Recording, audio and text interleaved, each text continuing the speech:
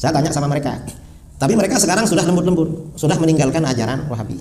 50 ustadz ini. 50 Apa ustadz. kata mereka? Betul Kiai, kami dulu ketika tidak bermadhab hati itu keras, hati itu kasar.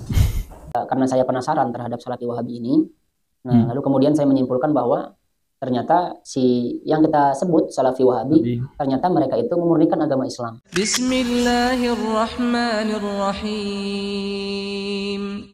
Assalamualaikum warahmatullahi wabarakatuh. Alhamdulillahirabbil alamin. Assalatu wassalamu ala nabiyyina Muhammadin wa ala alihi wa sahbihi ajma'in. Amma ba'du. Teman-teman yang dimuliakan oleh Allah Subhanahu wa taala, kita bertemu kembali di channel Pencari Ilmu. Jadi di video kali ini saya akan membahas yaitu tentang pengakuan Idrus Romli, bahwasanya Idrus Romli ini mengatakan yaitu ada 50 ustadz salafi yang dituduh sebagai Wahabi ini bertobat dan kembali ke ajaran Ahlus Sunnah wal Jamaah, kata Idrus Romli. Nah teman-teman, jadi benarkah demikian atau ini hanya omongan Idrus Romli? Dan ustadz tersebut itu ya kurang lebih ada 50 orang yang kembali kepada ajaran Ahlus Sunnah wal Jamaah, kata Idrus Romli ya teman-teman ya. Dan katanya ya 50 ustadz ini dikasih tahu bahwasanya perbedaan antara sifat 20 dan katanya Tri Tauhid Wahabi gitu ya teman-teman. Nah inilah ya pengakuan Idrus Romli bahwasanya 50 ustadz ini taubat di tangan Idrus Romli. Nah oke teman-teman, kita simak videonya. Menjelang maghrib, istirahat makan waktu itu. Saya tanya sama mereka, tapi mereka sekarang sudah lembut-lembut, sudah meninggalkan ajaran Wahabi. 50 ustadz ini. 50 Apa ustadz. kata mereka? Betul Kiai, kami dulu ketika tidak bermadhab hati itu keras, hati itu kasar, hati itu keras. Buktinya keras, semua orang selain kelompok saya dianggap calon penghuni neraka, dan saya ini dan kawan-kawan satu-satunya calon penghuni surga. Astagfirullah ya. Jadi perkataan Idrus Romli aja, mana ada ya Ustadz Salafi ini mengatakan bahwasanya yang lain, kelompok lain itu penghuni neraka. Kita saja ini yang penghuni surga, itu tidak ada. Ini hanya perkataan Idrus Romli dan ujung-ujungnya adalah fitnah ya teman-teman. Waktu itu. Terus bagaimana? Dan kami menganggap amalan-amalan orang Ahlus Sunnah itu gak punya dalil, bidah. Akhirnya kami belajar fikih mazhab Syafi'i. Terus setelah belajar fikih mazhab Syafi'i, ternyata dalil-dalilnya lengkap. Dan ternyata setelah belajar mazhab Syafi'i, hati kami menjadi lembut. Gak bisa orang tidak bermadhab. Orang itu kalau tidak bermadhab tidak bisa mendalam pengetahuannya dalam bidang ilmu fikih. Gak bisa. Kalau mau mendalam, pertama harus menekuni satu mazhab, baru pindah ke mazhab-mazhab lain. Nah teman-teman yang dimuliakan Allah SWT, jadi itulah ya pengakuan Idrus Romli bahwasanya 50 ustadz ini taubat di tangan Idrus Romli. Ya begitulah ya teman-teman ya. Idrus Romli ini kan selalu membuat cerita-cerita yang selalu seakan-akan cerita itu benar. Namun ini adalah cerita-cerita dusta Idrus Romli ya. Nyatanya ya teman-teman ya, banyak kok ya di kalangan ya Aswaja ini ketika mendengar ceramah, ketika mendengar dakwah Ustadz Yazid rahimahullah, ketika mendengar dakwah Ustadz Amir Abdad hafidhullah ta'ala, banyak ya mereka ini yang tercerahkan ya. Bahkan ya kelompok-kelompok Aswaja ini ya dulunya mereka ini mengamalkan suatu amalan ya, amalan bid'ah. Mereka sudah tahu ternyata ini bid'ah. Banyak yang merujuk dan yang masuk ke manhaj salaf ya. Dan mereka belajar dan mereka suka mendengarkan dakwah-dakwah ustadz-ustadz salafi. Nah oke teman-teman, jadi lebih lengkapnya saya akan tampilkan yaitu ada yang dulunya ustadz tersebut itu berfahaman ya misal seperti Idrus Romli ini, lalu kemudian ustadz tersebut itu mengetahui bahwasanya ajaran yang disampaikan oleh ustadz salafi ini, mereka ini mengajak umat untuk kembali kepada ajaran yang benar, ajaran yang murni, yaitu ajaran dari Nabi Shallallahu Alaihi Wasallam, yaitu memurnikan ajaran Islam. Nah oke teman-teman, kita langsung saja mari kita simak video dari ustadz tersebut. Saudaraku yang dirahmati Allah Subhanahu wa taala. Kita lanjutkan ya pembahasan, di mana pada video sebelumnya banyak sekali komentar-komentar yang mengatakan ketika waktu itu saya membahas pengalaman saya ngaji di kajian Salafi Wahabi ya. Di sana saya menjelaskan bahwa setelah saya mempelajari berbagai kitab-kitab begitu ya, dan karena saya penasaran terhadap Salafi Wahabi ini, lalu kemudian saya menyimpulkan bahwa ternyata si yang kita sebut Salafi Wahabi, Tapi, ternyata mereka itu memurnikan agama Islam. Nah, di komentar mengatakan bahwa dari mana si Salafi memurnikan agama Islam? Dan Islamnya sudah murni dari sudah sananya. murni ya. Betul. Islamnya Oke. memang sudah murni, Islam. Ajaran Islam itu murni. Akan tetapi, nah di kita-kita ini yang sekarang di zaman-zaman ini yang membuat perkara-perkara yang baru. Nah, itu yang saya maksudkan. Iya Kita nih. misalkan apa ya, Misalkan. contohnya si Salafi Wahabi ini, mereka hanya menyuruh kita untuk bersolawat yang diajarkan oleh Rasulullah. Iya. Allahumma sholli ala Muhammad Wa ala ali Muhammad. kama shallaita ala Ibrahim wa ala ali Ibrahim innaka Innaka Hamidum Hamidum Majid, dan Majid. seterusnya sampai selesai. Surat Nah, Ibrahim si ya. Salafi Wahabi ini menganjurkan kita untuk membaca salawat-salawat yang tadi yang saya bacakan. Karena apa? Karena sahabat bertanya kepada Rasulullah, "Ya Rasulullah, kami sudah tahu bagaimana salam kepadamu. Akan tetapi wahai Rasulullah, bagaimana cara kami bersolawat kepadamu?" Maka Rasulullah menjawab seperti yang tadi, Allahumma sholli ala Muhammad wa ala ali Muhammad. Nah, kalau mau panjangnya mah sampai tuntasnya di bacaan tahiyat kita. Iya Nah, betul. inilah yang dimaksud oleh Salafi Wahabi. Bukan untuk membuat salawat-salawat yang baru. Nah, itu contohnya ya. Kita kan banyak ini salawat-salawat yang kita buat. Iya, yang apalagi baru-baru kita selawatan baca. ya yang Apalagi zikir-zikir. dengan keutamaan-keutamaan tertentu. Barang siapa yang membaca salawat ini, maka dia akan begini-begini. Terutama masalah rezeki, misalnya tempel salawat ini misalkan di pintu begini-begini. Baca salawat ini sekian kali, maka rezekimu akan mengalir Salawat terus. naria Banyak. gitu ya. Padahal tidak ada dasarnya dari Rasulullah SAW.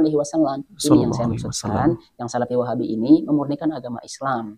Lalu kemudian mereka berkomentar, orang-orang Salafi Wahabi ini, kalau sekiranya solawat yang kita buat-buat ini itu baik, tentulah para sahabat itu mendahului kita. Sebab orang-orang zaman para sahabat, dan para sahabat itu pun mereka sangat paham bahasa Arab. Karena itu adalah bahasa mereka. Iya. Gampang. Ahli syair juga banyak dalam para sahabat. Gampang buat mereka itu membuat syair-syair. Gampang buat mereka itu membuat salawat-salawat baru. Akan tetapi karena itu tidak diajarkan oleh Rasulullah, maka mereka tidak berani membuat salawat seperti salawat yang kita buat saat-saat ini. Iya. Maksudnya, ya. Banyak juga tentang misalnya bid'ah misalkannya. Saya juga dulu sama. Saya katakan kepada Salafi Wahabi, ini sedikit-sedikit bid'ah. Main kamu katakan bid'ah. Ini juga kamu pakai handphone. Pakai mic ya bid'ah gitu ya. Peci, katanya bid'ah. Dulu juga saya berpendapat demikian. Betul bid'ah. Iya, Betul, itu betul semua bid'ah. Yang kita kenakan ini adalah bid'ah. Handphone misalkan, mikrofon yang kita pakai ini adalah bid'ah. Betul itu bid'ahnya. Betul ya. Tetapi itu bid'ahnya adalah secara bahasa. Secara bahasa. Bukan secara syar'i, bukan secara istilah. Bukan secara istilah. Tetapi kalau secara istilah, kata para ulama berdasarkan dalam sebuah hadis, man ahdatsa fi amrina hadza, kan begitu ya dalam hadisnya. Atau di riwayat yang lain, man amila amalan laisa alaihi amruna fahuwa raddun. Barang siapa yang melakukan suatu perkara yang tidak ada dasarnya dari kami, dari Nabi, perkara masalah ibadah gitu ya, yang tidak ada dasarnya dari Rasulullah, maka semuanya tertolak. Ini ya salah satu dalil mereka yang mengatakan bagi kita yang sedikit-sedikit mengatakan bid'ah, sedikit-sedikit mengatakan bid'ah, padahal itu adalah bid'ah secara bahasa saja. Tapi kan Imam Syafi'i mengatakan bid'ah itu ada dua, katanya. Bid'ah itu yang pertama ada yang bid'ah yang baik, ada bid'ah yang tidak baik. Bid'ah yang buruk ya. Sama, saya juga dulu seperti itu kok. Masya Allah. Bid'ah-bid'ah, coba deh kita baca-baca lagi penjelasan-penjelasan para ulama yang lain. Jangan hanya mendengarkan satu orang alim, jangan. Jangan hanya mendengarkan satu kiai saja. Atau 2 kiai, 3 kiai, 4 kiai, 10 bahkan 10 kiai. Tapi pemahamannya sama. Pemahamannya sama yang 10 kiai ini. Jadi tidak ada yang berbeda yang kita dengarkan dari mereka. Coba kita dengarkan dari kelompok-kelompok yang lain, misalkan yang kita sebut Salafi Wahabi. Coba kita sebut kita condong kita belajar ke ustaz-ustaz yang lain seperti Persis misalnya, kiai-kiai Persis. Kita akan mendapatkan pemahaman yang luas. Ya. Nah, setelah itu kita akan menyimpulkan diri sendiri yang mana sebenarnya pendapat yang lebih baik. Begitu ya. Kalau misalkan semua kita katakan bid'ah, memang betul bid'ah secara apa dulu? Bid'ah secara bahasa, apa yang kita kenakan, peralatan-peralatan itu bid'ah, sarana. Itu mikrofon, toa atau apalah itu betul itu bid'ah secara bahasa. Jangankan kita katakan bid'ah itu ada dua menurut pandangan Imam Syafi'i ya. Nah, padahal menurut beliau itu bukan seperti itu kata para ulama. Menurut beliau itu bid'ah ada dua itu secara bahasa saja, bukan secara istilah. Kalau secara bahasa ada banyak bid'ah juga, bukan hanya bid'ah yang baik, bid'ah yang buruk. Justru banyak para ulama yang menjelaskan bahwa bid'ah secara bahasa itu ya, yang pertama, kalau misalkan kita jelaskan tentang bid'ah, macam-macam bid'ah itu. Tadi ada dua tuh, dua bid'ah. Nah, sekarang mah bid'ahnya lebih banyak lagi. Pertama ada bid'ah wajib. Apa kira-kira bid'ah wajib? Ini bikin pakaian itu kan wajib. Ini kan sarana. Ini masalah-masalah keduniaan lah gitu ya. Nah, ini juga dimasukkan dengan bid'ah wajib. Ada yang bid'ah sunnah, ada yang bid'ah makruh, ada yang bid'ah yang boleh, ada yang bid'ah yang haram. Nah itu dia yang dimaksud dengan bid'ah secara bahasa itu. Apa yang kita lihat yang di sini sekarang ya kayak meja ini udah nggak ada zaman Rasulullah, nggak usah dipakai katanya. Ya itu pengertian yang salah. Nah, yang dimaksud di situ oleh orang-orang yang kita anggap salafi wahabi ini ya, yang saya cerna dari mereka, itu mengada-ngada perkara-perkara dalam urusan agama. Tapi kan niat kita bilangnya apa? Wah ini kan baik, ya baik menurut kita. Tapi belum tentu menurut Rasulullah SAW dan para sahabatnya. Kalau misalkan baik, contohnya begini saja deh. Sholat subuh kan baik ya, baik. Kita belum dijamin masuk surga. Rasulullah sudah dijamin masuk surga. Para sahabat sudah dijamin masuk surga. Bahkan sebagian para sahabat juga kan masuk surga tanpa hisab.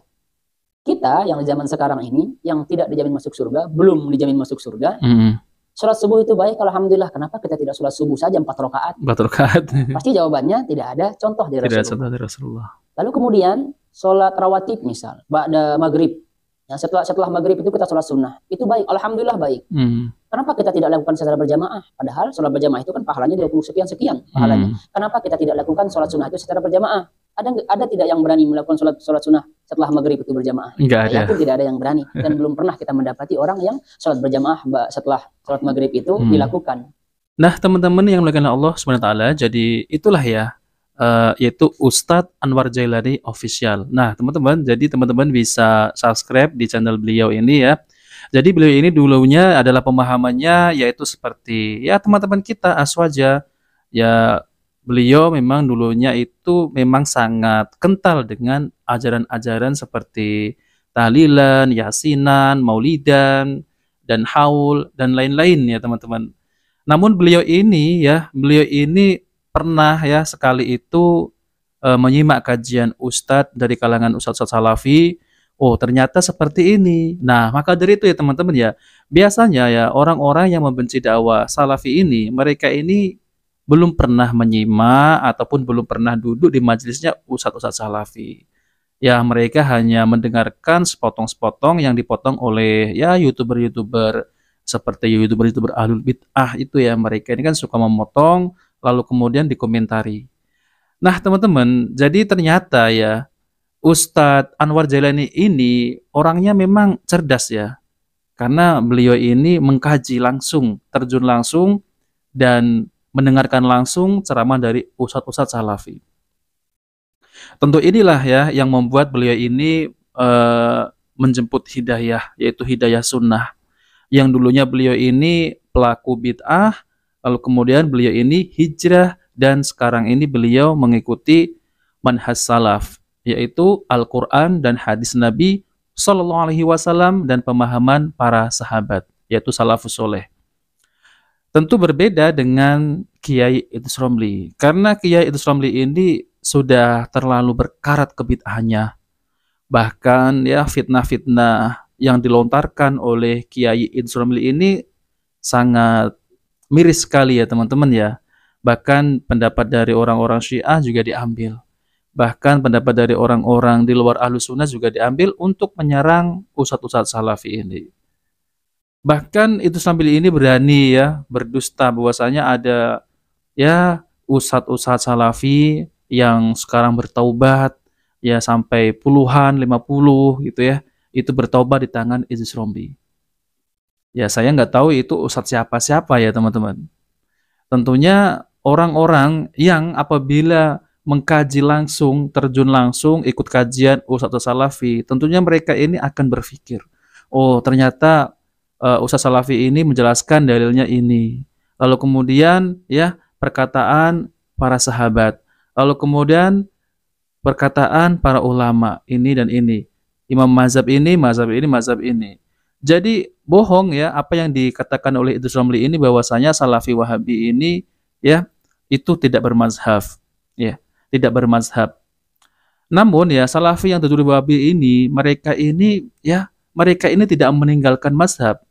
Mereka ini kalau menjelaskan mereka akan pendapat imam ini, imam ini, imam ini, dan itu akan diambil mana yang lebih kuat pendapatnya.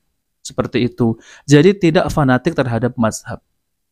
Nah teman-teman, jadi itu saja yang ingin saya sampaikan, bahwasanya kita ya sebagai kaum muslimin ya berhati-hati, jangan sampai kita ini terjerumus, yaitu mengikuti yaitu seperti Idrus Romli yang suka menfitnah sana sini, lalu kemudian kita tertutup oleh pintu hidayah karena kita mengikuti orang-orang yang suka menfitnah dakwah salafi ini. Nah, teman-teman, kita meminta kepada Allah SWT semoga kita diberikan hidayah, taufik dan hidayah, dan tetap kita istiqomah di jalan, yaitu di jalan yang lurus, yaitu sesuai dengan pemahaman para salafus soleh.